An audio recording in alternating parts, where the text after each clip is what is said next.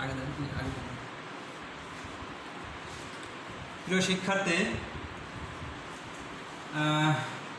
তোমরা সবাই কেমন আছো? হয়তো খুব ভালো নেই, কারণ এই করোনা ভাইরাস কোভিড-19 কারণে সারা বিশ্বে মানুষ ঘরের মধ্যে আবদ্ধ হয়ে আছে। সেই হিসাবে তোমরা হয়তো ঘরের মধ্যে আছো। এই জন্য সারা বাংলাদেশের ন্যায় কালুখালী উপজেলা অনলাইনে ক্লাসের পক্ষ থেকে আমি মোহাম্মদ মোরাদ হোসেন, সহকারী শিক্ষক, আখরজানি উচ্চ বিদ্যালয়, তোমাদের শুভেচ্ছা জানিয়ে ক্লাস শুরু করব। আমি ক্লাস শুরু করব অষ্টম শ্রেণীর গণিত ক্লাস নেব। দেখো চ্যাপ্টার ষষ্ঠ। তোমরা 6.1 বই বের করে খাতা কলম নিয়ে রেডি হও। আমার মনে হয় তোমরাই বেশি ক্ষতিগ্রস্ত হচ্ছ, কারণ যেহেতু জেএসসি পরীক্ষা ছিল কী হবে সেই হিসাবে তোমরা ওই 6.1 যে অধ্যায় অঙ্ক আছে, তোমরা দেখো ওই জায়গা আছে হলো দুইটা পদ্ধতিতে সমাধান করতে। একটা হলো প্রতিস্থাপন পদ্ধতিতে সমাধান, আর হলো অপনয়ন পদ্ধতিতে সমাধান, সমীকরণের সমাধান। একটা আছে হলো প্রতিস্থাপন,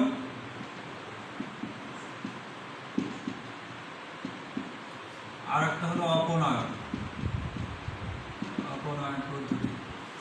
এছাড়াও আরো অনেক পদ্ধতি আছে। পরবর্তী অধ্যায় দেখো লেখচিত্রের সাহায্যে সমাধান। যখন তোমরা 9 10-এ উঠবা তখন আমাদের আছে আরও আরগণন পদ্ধতি বা বর্জ্যরোপণের পদ্ধতিতে সমাধান। তবে আজ আমরা তোমাদের শেখাবো হলো প্রতিস্থাপন পদ্ধতিতে সমাধান। তো সমাধান করি আমরা কিসের সমাধান করি? আমরা হলো সমীকরণের সমাধান করি। যদি সুযোগ পাই অপনয়ন পদ্ধতি একটু আলোচনা করব। তো সমীকরণ জিনিসটা কি? দেখো, স্বাভাবিকভাবেই আমরা যদি বলি x + 2 = 0, তবে x এর মান কত প্রয়োগ করলে এই সমীকরণটা সমাধান হবে? অর্থাৎ x এর পরিবর্তে যদি আমরা -2 লিখি, দেখো তাহলে -2 এর মানটা দিয়ে এটা সমাধান হবে। তোমরা যখন 6-এ 7-এ যখন এই সমীকরণগুলো সমাধান করছো তখন একটা করে সমীকরণ ছিল। তো যখন হয়তো একটা অঙ্ক যদি এরকম থাকে যে x + y = 3, x - y = 1, তো এই সমীকরণটা দেখো এটাও চলক, এটাও চলক। তোমরা আগে শিখছি এই জিনিসগুলো। আমি আরেকটু রিপিট করি যে সমীকরণের যার মান অজ্ঞাত সেগুলোই হলো আমাদের চলক। তো যখন একসাথে 2 বা ততোধিক সমীকরণ থাকে তখন সেইগুলোকে বলা হয় হলো সমীকরণ জোড়, সরল সমীকরণ জোড়। সরল সমীকরণ কি? যখন সমীকরণগুলো হর বা ঘাত যখন এক থাকে সেগুলোকে আমরা সরল সমীকরণ বলব। তো এই জাতীয় সমীকরণগুলো আমরা সমাধান করতে পারি প্রতিস্থাপন পদ্ধতি বা অপনয়ন পদ্ধতি। তো আমরা আগে আলোচনা করবো হলো প্রতিস্থাপন পদ্ধতিতে কীভাবে আমরা সমীকরণগুলো সমাধান করব। তো তোমরা খাতা কলম নিয়ে একটা অঙ্ক দেয়, তোমরা অঙ্কটা উঠাও। দেখো 2x + 3y = 6, আর একটা আমরা হয়তো ইচ্ছা মতো নেই x - y নিলাম হলো 8। তাহলে আমরা সমাধান করবো হলো প্রতিস্থাপন পদ্ধতি।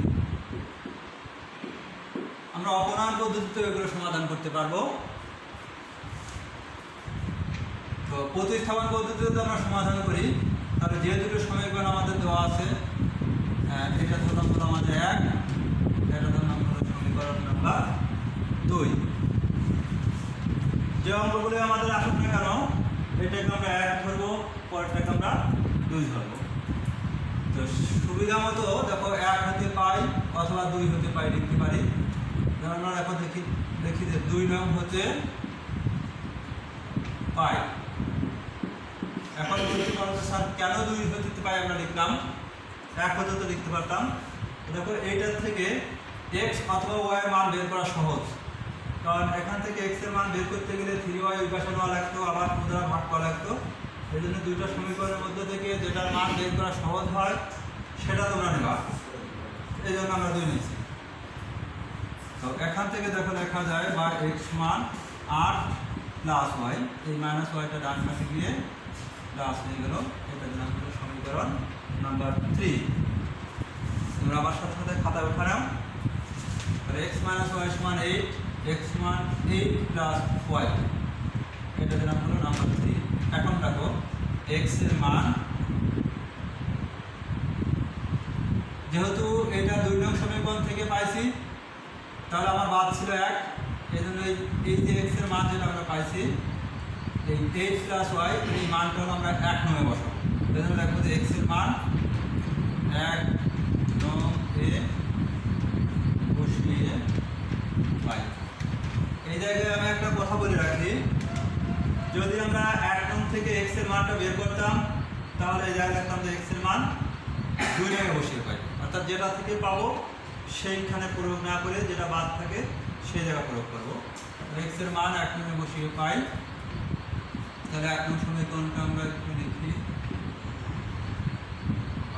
2 ইন্টু এই x ছিল, x এর পরিবর্তে যে 8 প্লাস y,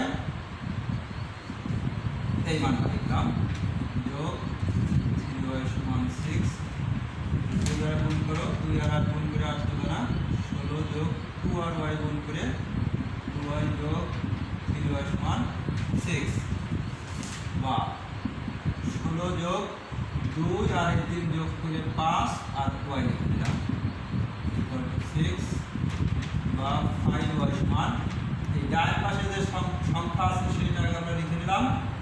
এটা দেখো এই পাশে ছিল কত 16, এই 16টা ডান পাশে যাওয়া হয়ে যায় ছিল প্লাস, হয়ে যাবে হলো মাইনাস, বা 5y ইকুয়াল টু মাইনাস 10, বা y সমান মাইনাস 10/5, বা y সমান মাইনাস। তাহলে দেখো আমরা একটা মান পেয়ে গেলাম, চলক ছিল x আর y, তাহলে আমরা y এর মান পেলাম কত, -2। এখন যেহেতু y এর মান আমরা পাইছি, আমাদের মান বের করতে হবে হলো x এর। তাহলে দেখি y এর মান 3 নং, এই যেহেতু 3 নং x এর মান আমরা বের করে রাখছিলাম, 3 নং এ বসিয়ে পাই। তাহলে 3 নং ছিল 8 প্লাস y, বা x সমান 8 প্লাস y এর পরিবর্তে আমরা লিখবো হলো -2, বা x সমান 8 প্লাস মাইনাসে -2, বা x সমান 6। তাহলে দেখো আমরা x এর মান পাইছি, y এর মান পাইছি। তাহলে অতএব নিম্ন সমাধান x, y সমান, x এর মান যেহেতু আমরা আগে 6, তারপর y এর মান -2। তাহলে এইভাবে আমরা সমীকরণগুলো সমাধান করতে পারবো। তোমরা লক্ষ্য করে দেখবা বিগত সালের প্রশ্নগুলোর দিকে যদি তাকাও, সমীকরণ সমাধান করে হয়তো ক নম্বরে শুদ্ধি পরীক্ষা করতে বলতে পারে। অর্থাৎ যদি আমাদের শুদ্ধি পরীক্ষা করতে বলে তাহলে এই যে x আর y এর মান আমরা 6 আর -2 পেলাম, প্রিয় শিক্ষার্থী দেখো x এর মান পাইছি -6, y এর মান -2, এই মান দিয়ে আমরা শুদ্ধি পরীক্ষা করব। কিভাবে শুদ্ধি পরীক্ষা করব দেখো, তাহলে তোমরা লিখতে পারো শুদ্ধি পরীক্ষা, একেবারে সহজ। তো x এর মান কত 6, y এর মান -2, এই মান বাম পাশে বসাবো, 1 নং এর বাম পাশে বসাবো, মান প্রয়োগ করার পর দেখবো এই ডান পাশে যে 6, এই 6 পাই কিনা, যদি 6 মেলে তাহলে আমাদের অঙ্ক সঠিক বা শুদ্ধি পরীক্ষা হবে।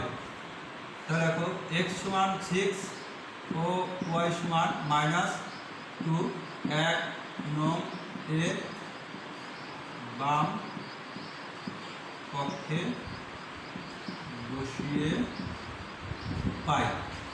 তাহলে 1 নং এর বাম পক্ষ ছিল 3x প্লাস 2y, 2 × 6 যোগ 3 × y এর মান -2, 6 দুগুণা 12 প্লাস মাইনাসের মাইনাস, 3 দুগুণা 6, তাহলে কলাম নম্বর হলো 6। দেখো ডান পাশে এটা দেখো সমান সমান হলো, ডান পক্ষ আমাদের পাইছে হলো 6, তাহলে এটা মিলে গেল। আবার 2 নংয়ের বাম পক্ষে বসাবো,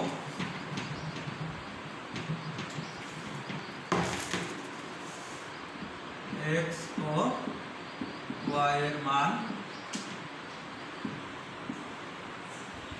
2 নংয়ের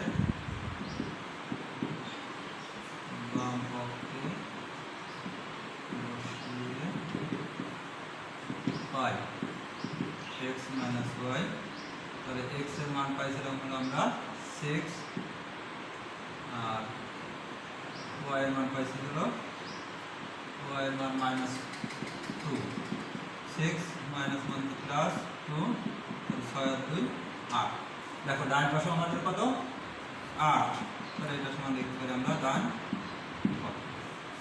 তাহলে অতএব সমীকরণ শুদ্ধি পরীক্ষা যাচাই করা হলো।